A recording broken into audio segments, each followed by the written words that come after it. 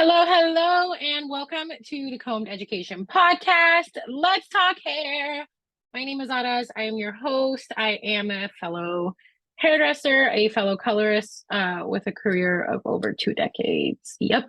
Been in the game for a while, learned a lot of things, and I always say that this podcast is my contribution, my passion project to kind of help elevate this industry to anybody who wants to do so, right? And if you're not into it, then you're not going to listen, and that's cool. And if you're into growing and learning and hearing different perspectives, and that's why you're here.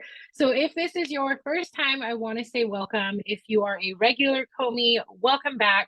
I have committed to publishing a new episode every Sunday. So it is Sunday. Happy Sunday. Unless it's not Sunday for you, happy whatever day it is for you.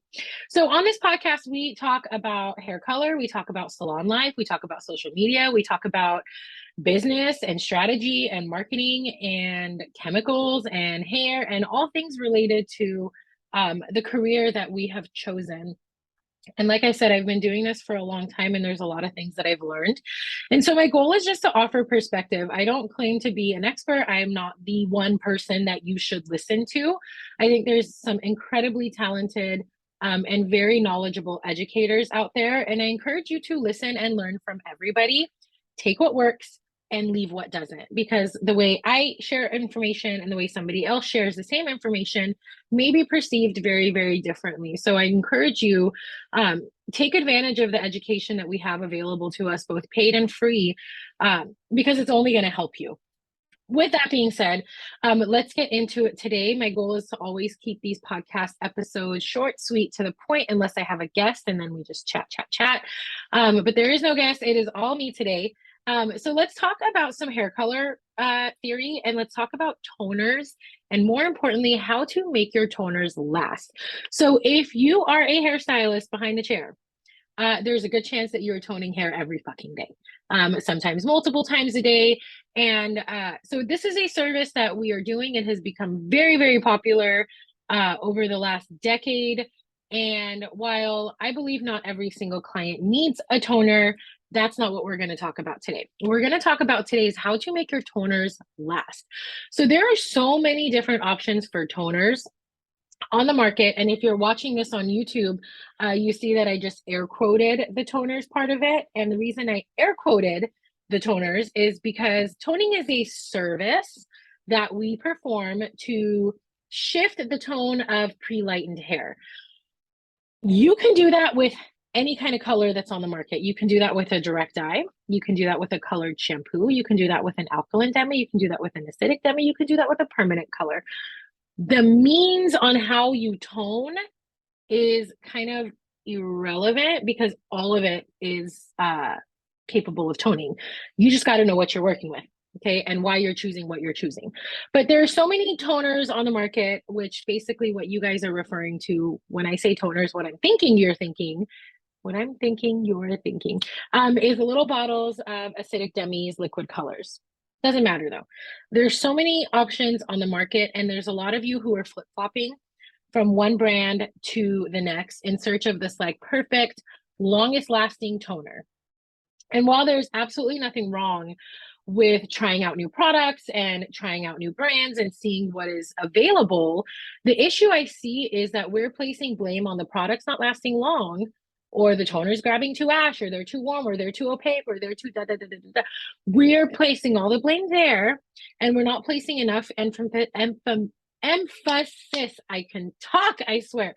We are not placing enough emphasis on our formulation and, more importantly, the use of these products. So if you are new to me, this is new information, but if you've been around for a while, you know I say this, that brands and manufacturers spend a shitload of money, time, resources, development, testing, all of this, right, to ensure that their product works.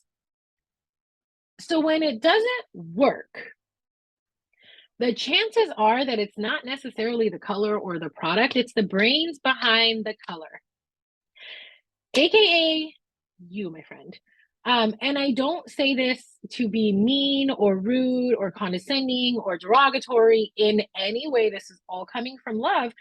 But I say this because when you take your responsibility behind the chair, when you take personal responsibility for the work that is performed, for the results that are achieved behind your chair, when you own it, that is when the magic happens, right? That is when the confidence skyrockets. That is when you know what you're doing and you can't blame everything else, right? Even if it is, hypothetically, even if it is a medication, you can't blame the medication, because if you did what you were supposed to do, and maybe not supposed to do, but if you did a thorough consultation, if you did a patch test, if you did a hair x-ray or a strand test, if you took all the information, then you would know what was going to happen. So it's so easy to just blame, oh, this color is too ashy, or this medication, or this client's hormones, or she ate freaking watermelon and that's why her hair is pink. Like, that's the easy, cheap way. The most rewarding and fulfilling way is to take that personal responsibility. It's incredibly rewarding to not place blame on outside factors. And just FYI, this is so true beyond the chair in your personal life as well. How can you be responsible for whatever it is? And so today I want to shed some light on the longevity of your toners, or lack of longevity of your toners, and what can you do to shift to get better and longer lasting results with whatever toner you decide to use. So let's talk about toning. Like I said earlier, this is a service that we are performing. Okay, after a lightening service, so you lighten the hair, whether you use bleach, high lift, whatever, you lighten the hair. And then you want to tone the hair. You want to shift the tonality of that blonde or color, right? We go cooler, we go warmer, we go ashier, we refine, we enhance, we neutralize, whatever. You know the drill, right? Okay. So here's the thing though, like I said, any type of color that's on the market can do this. You can do this with a direct dye. You can do this with a demi-permanent. You can do this with a deposit only. You can do this with a permanent color. Fuck, some people even do it with toning shampoos. Okay, changing the tonality of the hair. So grabbing this little liquid bottle of acidic demi is not the only option when it comes to toning, and I'm sorry to break it to you, but it's not the only option that you have. So what matters when it comes to choosing the right toner for longevity, oh my gosh, first and foremost, is the condition of the hair, number one. And number two, the result that you are looking for. So for example, if the hair is incredibly damaged, dry, porous, hay-like, like no elasticity, using anything with any sort of alkalinity is going to be a problem. Whether it's a permanent, a demi, whatever. If there is alkalinity, it's going to be a little bit of a problem, because remember, alkalinity softens and swells the cuticle layers and it exposes the cortex, right? But if the hair is shot to shit, and it's like, hey, you don't need any swelling. You don't need anything to make the hair like open or soften or swell. It's already, like, for a lack of a better word, it's already open, right? It's already shot. Like, the cuticle layer is donezo. So in that case, something that is a deposit only, not a demi-permanent, but a deposit only would be a great option. A direct dye, like a semi-permanent color, great option. These are going to be your friends. So think about it. The hair barely has structure any left. So you think that an oxidative dye is going to deposit? Where? The structure is shit. So a direct dye is probably your best bet to hopefully fill in some of that porosity and stain what's left of that hair. Another example, let's say that the hair is very, very coarse, right? And it's very, very dark. And let's say you use this low and slow method to lighten the hair, and it's still very much healthy and intact. But there's some slight warmth left in that hair. Maybe you're at a 9, but it's like a little yellowy 9. A liquid acidic demi won't have enough power to lighten through some of that hair. All it can do is just shift the color for you. So if you're going for a cooler look in that situation and you use a liquid acidic demi, it's going to appear darker. But using an alkaline cream, in this case, will be your friend.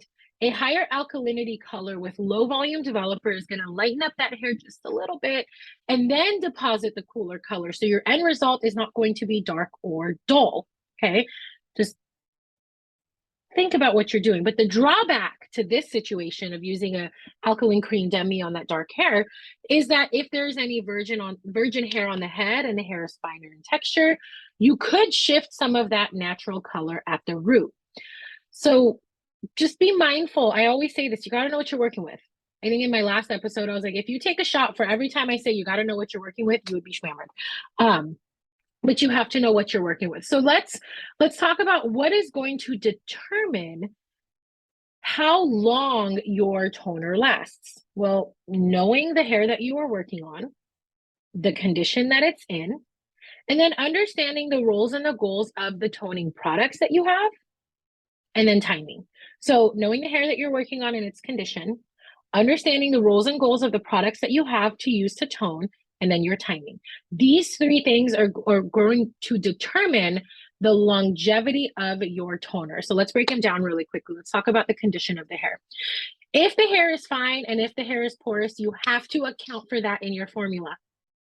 Remember, fine hair has a smaller diameter and it will always usually appear darker than the level that you put on it. I say this all the time. Level is just a gauge. It's a tool for us. Y'all are so married to level 9, but like, it is so dependent on what you're putting it on. So it has a smaller diameter, the fine hair. So it's going to appear darker than if you put a 9 on fine hair, it's going to look like a 7. Okay. Porous hair also has the tendency to reject warmth, right? It's like, I don't want any warmth. It absorbs all the ash, the cool color. So any ash that you put on porous hair will very much show. Okay. So you have to account for this in your formula. This is why, you know, on Instagram, it was so big, add gold or add red to your formula. You got to know why. You don't always want to add gold or red to your formula. It depends on the hair that you're putting it on, my baby. Okay. So number 1. Number 2, the roles and goals of the toners that we have in our arsenal. So a deposit only color is the weakest in strength as far as like lifting ability, but it will give you a true deposit only. Okay. An acidic liquid demi is also very weak in strength, but it's going to give you a very sheer deposit. An acidic cream demi is weak, but it's going to give you a more opaque deposit. Side note, opaque means like fully saturated. It does not mean translucent or sheer or reflective. Okay, those are opposite. Opaque is like deep and dark. Translucent and reflective is like light and see-through-ish. Okay, so an alkaline cream demi will give you a more opaque deposit. An alkaline demi in general is a little bit stronger because of the alkalinity, and it can create some lift where you need it. Okay. Permanent color with a low volume developer has the most lifting ability when it comes to toning, especially in the lighter colors, and it will give you the most opaque deposit. And then lastly, high lift color with a low volume developer. This is going to give you the most lifting ability, but it will also give a more sheer deposit. Why? A high lift color is designed to lift, and then a little smidgy of deposit. So when you use it with a low volume developer, it's going to give you more lifting ability, but it's going to give you a more sheer deposit. So roles and goals of the different toners that we have in our arsenal. And then lastly, your timing. So manufacturers have recommended timing for their colors. Now, most of the time when it comes to toning hair, very, very, very, very, very few people actually follow the recommended timing for those colors. Why? Because you apply the toner and then all of a sudden it's scary, right? It begins to darken, it drabs out your beautiful blonde, you panic and you freaking rinse that shit out. Woo! Dodged a bullet there, right?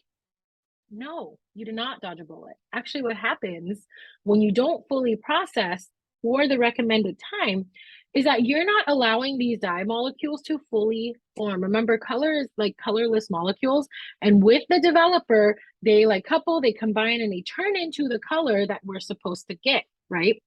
So they're basically at 4 minutes, they're like half formed, right? Or some of them don't even form at all. And if they don't form, and if they don't have the chance to fully form and deposit, they're going to wash out in a few short washes, and now your client's pissed. Okay. The issue with why it seems like it goes darker and drabber, or it does sometimes, like maybe sometimes it gets a little too violet, that's a misformulation issue. Again, goes back to you and your personal power behind the chair. So remember when I said the importance of the condition of the hair and how the integrity of it is? If the hair is fine and if it's porous, remember it's always going to appear darker and drabber. So usually right after a toning service, hair is incredibly swollen and very, very porous. So you have to take that into consideration when you're formulating your toner. This is when you can shear it down with a clear, add the warmth that the porous hair needs so that it can look pretty and refined and not dull and drab. Also acidify the hair before you apply your toner. And let your toner process. If you formulate it properly, you can let it process fully and you're going to get a more beautiful, longer lasting result. So these are the keys to having your toner last longer. It's not the brand. It's not this brand, that brand. Like, it's not that. The brands work. You just got to work it, right? So these are the keys for longest lasting toning results. Always, always acidify the hair after a bleaching service. Always acidify the hair after every coloring service. Healthy hair will hold on to color. Damaged hair will just reject it. So do what you can to maintain the integrity of the hair. This is where treatments are so important. And very few people are actually treating the hair. So anytime you put any kind of chemical oxidative dye on the hair, whether it's a deposit only, a permanent color, a high lift, you're swelling that hair open and then you're constricting it. So every time that hair gets swollen open, the lipid barrier gets degraded a little bit, the hair becomes degraded a little bit. So you got to make sure you put back in what you're taking out so that hair stays healthy. Healthy hair will hold on to a toner. Damaged, dry, fucked up hair won't. It's not the brand, boo-boo. It's you. It's always you. So I hope this was helpful. If you liked it, screenshot, share, tag me in your stories. If you're watching on YouTube and you like my content, like and subscribe. This shows my channel to more people. Same thing with the podcast. If you're enjoying it, please go ahead and give me the stars, however many you choose, and rate it so that it can show to more people. And if you don't do that, that's totally cool. I still love you. All good. With that, until next time, guys, happy hair coloring.